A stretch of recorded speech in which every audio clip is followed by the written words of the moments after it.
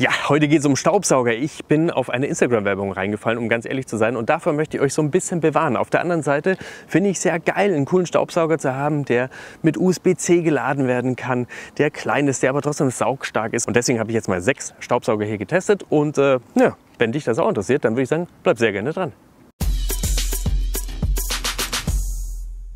Ja, und damit ganz herzlich willkommen zu einem neuen Video bei Fan4Van. Mein Name ist Markus und heute geht es, wie bereits gesagt, um Staubsauger. Ich hätte gar nicht gedacht, dass ich jemals so ein Video machen würde, aber ich will euch auch so ein bisschen vor Schaden bewahren, denn ich wurde selber Opfer meiner selbst. Denn ich habe immer wieder Instagram-Werbung bekommen und da gab es einen Staubsauger, der ist ultra klein, der ist per USB ladbar, der saugt wie ein Wahnsinn, der kann aber auch deine Luftmatratze aufpumpen. Und dann habe ich mir gedacht, hey, das ist ja für einen Camper perfekt, das ist ja ideal, mega. Ja, da habe ich mir den gekauft und war eigentlich maßlos enttäuscht. Und dann hat mich das Thema aber nicht losgelassen, weil es muss doch solche Dinger geben, die klein sind, die per USB aufladbar sind, die aber trotzdem leistungsstark sind. Und ja, dann habe ich jetzt einfach mal geguckt, was es so auf dem Markt gibt, habe alles mal eingekauft und die Ergebnisse, die zeige ich euch heute. Deswegen auch zur Gliederung des Videos ganz einfach. Zuallererst, da stelle ich euch die unterschiedlichen Staubsauger vor, inklusive der Preise. Die Range geht hier von 20 € bis 250 € tatsächlich. Und dann testen wir sie einfach mal der Reihe nach durch. Und zu guter Letzt wissen wir dann natürlich, wer das Rennen hier in den Camper gemacht hat. Und by the way, das ist mir auch noch ganz wichtig, weil ich immer wieder mal darauf angesprochen werde. Ich blende hier oben Werbung ein. Das liegt nicht daran, dass ich irgendwie von irgendeinem dieser Staubsaugerfirmen Geld bekomme, um diese Staubsauger zu zeigen und zu präsentieren und euch hinterrücks zu verkaufen. Überhaupt nicht. Wenn ich Kooperationen haben sollte, die ich ultra selten habe, ich glaube auf dem Kanal hatte ich in Summe jetzt 4 Kooperationen diesbezüglich, dann sage ich das immer vor dem Video. Warum blende ich trotzdem Werbung ein? Naja, weil im Hintergrund plötzlich mal irgendwo eine Cola-Dose sein könnte oder schieß mich tot, irgendwas anderes. Und das könnte mir als Product Placement ausgelegt werden. Und das habe ich auch nicht vor, aber auf der anderen Seite will ich auch nicht akribisch vorgehen und überall die Namen abkleben. Es soll ja irgendwo authentisch bleiben, oder? Ich finde, das ist alles ein bisschen schwierig und man muss da halt offen drüber reden. Und wenn ihr da so Themen habt, dann lasst uns da einfach miteinander sprechen. Jetzt wisst ihr Bescheid. Und wir können jetzt endlich loslegen und ich stelle euch mal die unterschiedlichen Staubsauger vor. Ja, fangen wir gleich mal an. Das war also das erste Teil, das ich mir besorgt habe. 40 €. Relativ viel Zubehör dabei, wie ihr hier sehen könnt. Und das Ganze auch per USB ladbar. Das war mir extrem wichtig. Das ist das nächste Objekt der Begierde. Auch wieder ein kleines Gerätchen hier mit kleinem Beutelchen dazu. Sehr viel Zubehör übrigens. Also da haben wir richtig viel. Eine Sache ist hier schon mal interessant. Ich habe hier verschiedene Filter und einmal habe ich einen Filter, den ich in der Spülmaschine abwaschen kann und dann innen noch einen, den ich theoretisch austauschen könnte, weiß aber nicht, wie es geht. Und ja, das Ganze ist dann auch wieder so eine Pistole quasi. Ich kann dann auch wieder aufladen und hin und her. Das Ganze hier hat um die 30 € gekostet. Was haben wir denn hier noch mit dabei? Und es handelt sich dabei wirklich nur um eine Verlängerung zwischen Zubehör und dem Duster. Und wie ihr seht, extrem viel Zubehör. Also da haben wir wirklich sehr viel Zubehör. Und ja, dann schauen wir mal, wie sich der schlagen wird. Dann haben wir ihn hier. Der wurde mir auch überall gezeigt und angepriesen. Und das Interessante ist, ich zeige euch das jetzt gleich mal. Also ich habe hier, naja, 2 unterschiedliche so gesehen bekommen, die aber eigentlich genau gleich aussehen. Also von allem her. Das ist Numero Uno. Und dann habe ich dasselbe, aber hier nochmal. Also, was heißt nochmal? Ist eine andere Firma, aber wenn ihr, also schaut mal, allein wie die Verpackung aufgebaut ist, wenn ich den jetzt gleich rausholen werde, werdet ihr das auch gleich sehen. So, auch wieder in der Schutzhülle drinnen. Und es ist auch wieder alles super ähnlich, finde ich. Ein bisschen kleiner ist er allerdings. So, lauter Plastikmüll. Und hier sieht man auch, 40 €, 80 €. Also da ist schon ein deutlicher Unterschied. Und klar, der Preis wirkt sich auch ein bisschen in den Spezifikationen aus. Beide sind per USB-C ladbar. Das war mir schon mal sehr wichtig. Der rote hier gezeigte hat aber zum Beispiel 8000 mAh Akku. Dieser schwarze hier hat nur 6000 mAh. Also von den Spezifikationen gibt es hier ein paar Unterschiede. Aber wollen wir natürlich erstmal gucken, wie sich das dann später im Test auswirkt. Auch hier ist im Lieferumfang Zubehör dabei, zum Beispiel USB-C-Kabel, Filter oder hier diese Schläuche für die Luftpumpe. Es sind Bürsten dabei, alles sehr, sehr ähnlich. Ist schon witzig, weil es ist echt genau dasselbe, nur ein bisschen kleiner hier die Bürste, oder? Nee, die ist nur, nee, exakt dasselbe. Es ist exakt dasselbe. Sogar der Filter ist der gleiche hier. Ja, gucken wir einfach mal.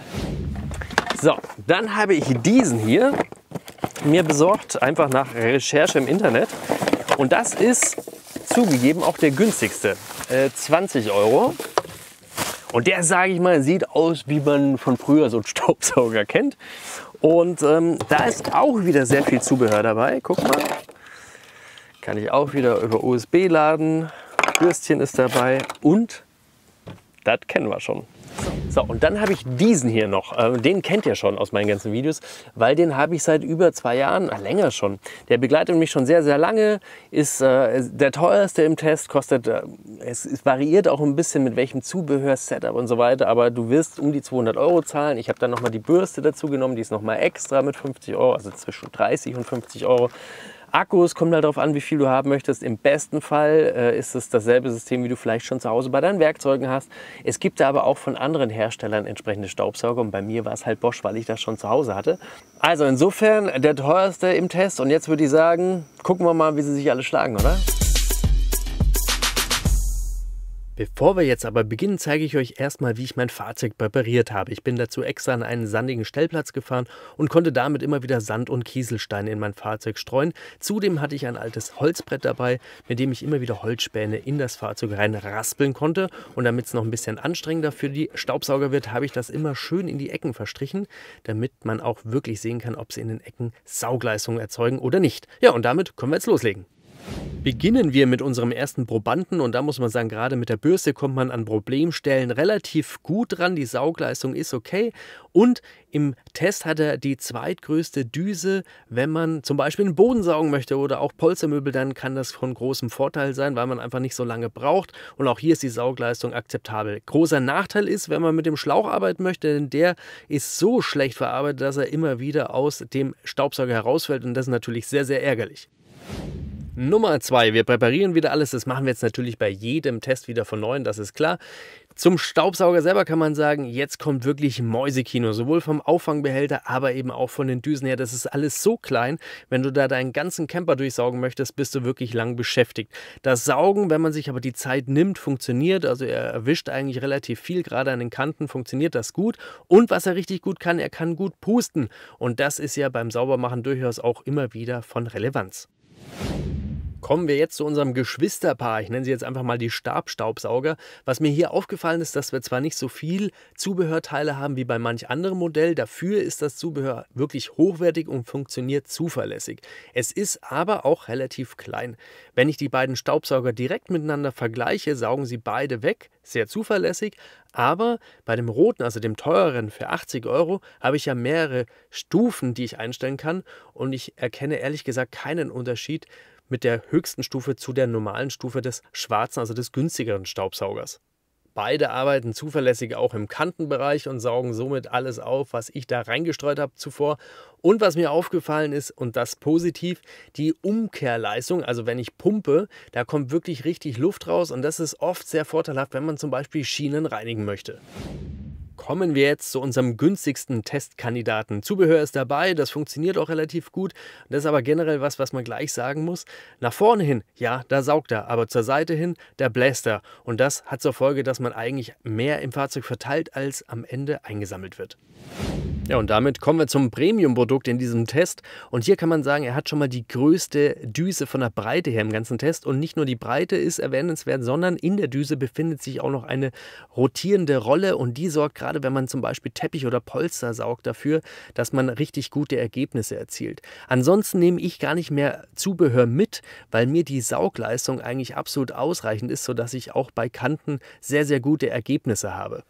Einen kleinen Nachteil hat es jedoch, wenn man zum Beispiel hier den Schlauch zu Hause lässt, dass man nicht ganz so komfortabel zum Beispiel Fliegengitter reinigen kann, was im Wohnmobil ja durchaus auch mal sinnvoll ist. Und hier spielen die kleinen Geräte ihre ganze Größe aus. Ja, und dann habe ich noch die Königsdisziplin getestet, und zwar Tierhaare. Normalerweise sind wahrscheinlich Hunde im Fahrzeug mit dabei, Katzen wahrscheinlich seltener, meine schon gleich gar nicht, aber trotzdem haben mir Pünktchen und Krümel hier ordentlich assistiert. An der Stelle herzlichen Dank an euch beide und haben mal ordentlich Katzenhaare im Fahrzeug hinterlassen. Und dann hat man wirklich gesehen, hier trennt sich die Spreu vom Weizen. Denn die kleineren Staubsauger haben sich hier sehr, sehr schwer getan. Am besten haben noch die Stabstaubsauger abgeschnitten. Am besten geschlagen hat sich hier natürlich der Bosch-Staubsauger. Mit der rotierenden Rolle kriegt man hier wirklich die Katzenhaare spielend leicht vom Polster wieder weg. Und das ist für den einen oder anderen wahrscheinlich durchaus ein Kaufkriterium. Was ist also jetzt drin in den Auffangbehältern? Und das ist wirklich überall relativ ähnlich, das Ergebnis. Alle haben den Sand, alle haben die Steine, aber auch die Holzspäne aus dem Teppich aufgesaugt.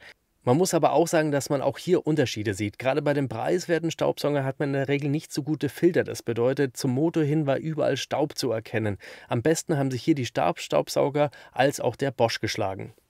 Bei dem günstigsten Modell ist mir hier sogar aufgefallen, dass es nicht nur so ist, dass der Motor schnell verstaubt, sondern dass auch der Staub wieder rausfallen kann aus dem Auffangbehälter, wenn man den Staubsauger verkehrt rum hält.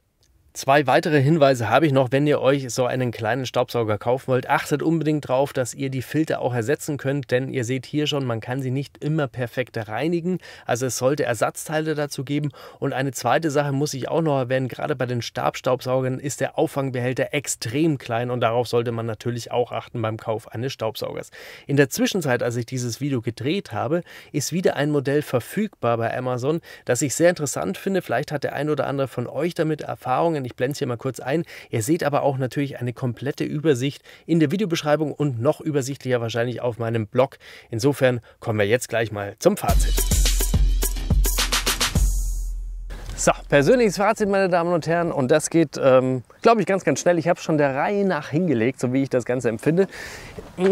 Verlierer und wirklich absolut keine Kaufempfehlung ist dieses Teil.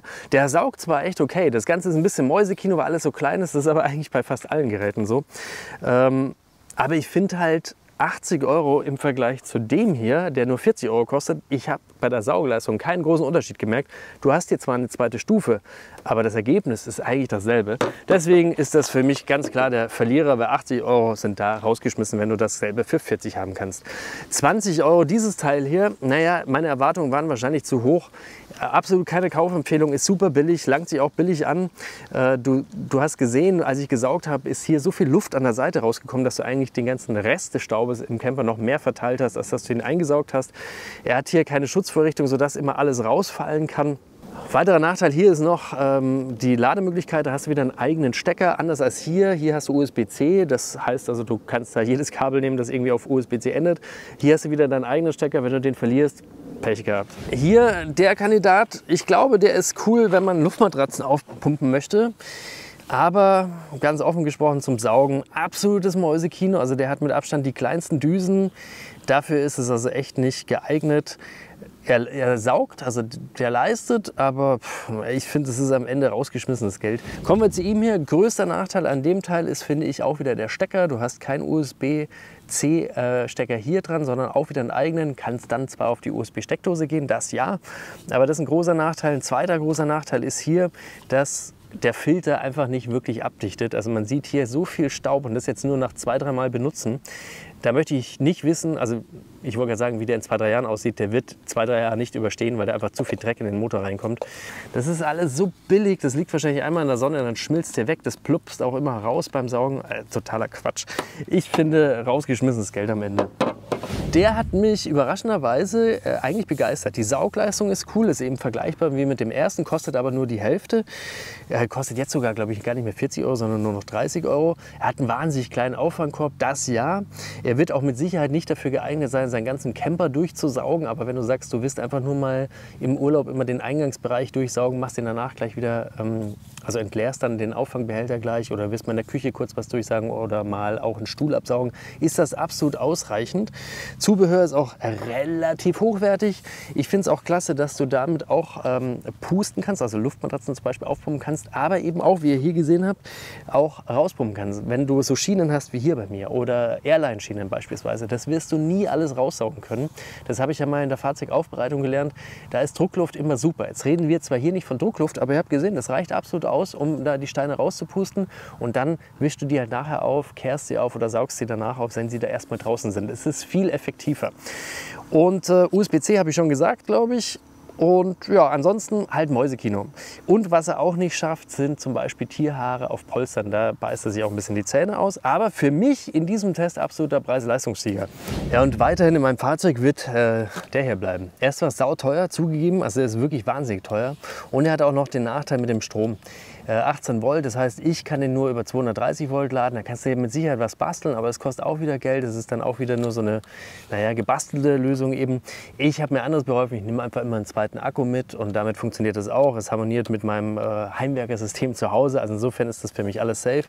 Filter ist mega gut, die Saugleistung ist stark, gerade mit der Düse. Du kriegst da breitflächig deinen Camper gesaugt. Also wenn es wirklich darum geht, dass du den ganzen Camper saugen möchtest und vor allem oft, so wie das bei mir der Fall ist als Business Camper. Ich bin da 3-4 Tage die Woche mit dem Fahrzeug unterwegs und da willst du halt auch mal das ganze Fahrzeug immer wieder durchsaugen. Da brauchst du sowas. Das wird dir mit all diesen Geräten hier nicht wirklich von der Hand gehen. Und Filter, alles kannst du nachkaufen und das finde ich ist eben auch sehr, sehr wichtig und deswegen bleibt es bei mir dieser hier, ich wollte schon fast sagen, leider, ich hätte mich total darauf gefreut, auf so eine kleinere Lösung, was ich vor allem total smart fände, wenn man damit klarkommt, ist, sich so eine Halterung zu bauen zum Beispiel. Also ihr wisst es ja, also ich bin totaler Fan bei meinen Powerstations oder jetzt auch neu bei der Taschenlampe mit Powerbank. Ich habe immer Docking-Stations, dass die fest im Fahrzeug verräumt sind und dass sie vor allem auch immer geladen werden, weil es gibt ja nichts Schlimmeres, als wenn du den dann benutzen willst und dann ist er nicht geladen. Also vielleicht Kämpfer der Ideen, vielleicht ist ein pfiffiger Entwickler von euch dabei, hat einen coolen Staubsauger, hat da eine super coole Docking-Station dazu. Die gibt es hier übrigens auch, die habe ich hinten montiert, aber ist halt alles groß und klobig, muss man auch dazu sagen. Das wäre halt hier schön smart.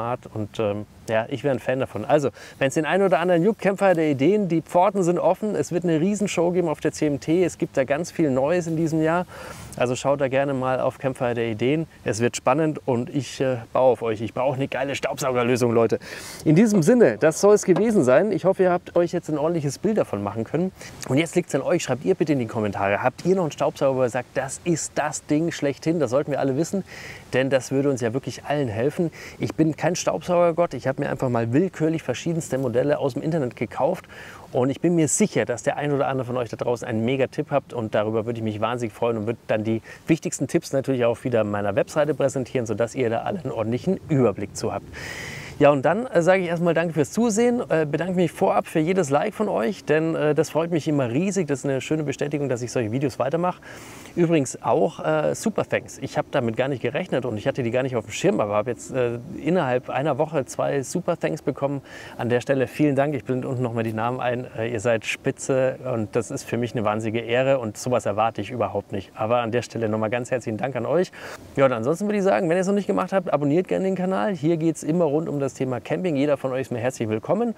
Wir sehen uns wahrscheinlich nächste Woche schon wieder zum nächsten Video. Bis dahin wünsche ich euch jetzt alles Gute und egal mit welchem Staubsauger auch immer ihr jetzt unterwegs seid, ich wünsche euch saubere und tolle Touren. Das Wichtigste ist, dass ihr gesund und glücklich wieder zurückkommt und dann sehen wir uns beim nächsten Video wieder oder wir sehen uns in Freiburg auf der Messe. Da bin ich auch wieder vor Ort und werde wahrscheinlich den einen oder anderen Staubsauger versteigern für einen guten Zweck oder so. Lasst uns da einfach mal überlegen, was wir mit diesem ganzen Zeug jetzt machen. Weil wegschmeißen, dafür ist es auch wieder zu schade. In diesem Sinne, danke fürs Zusehen und alles Gute euch. Euer Markus. Ciao.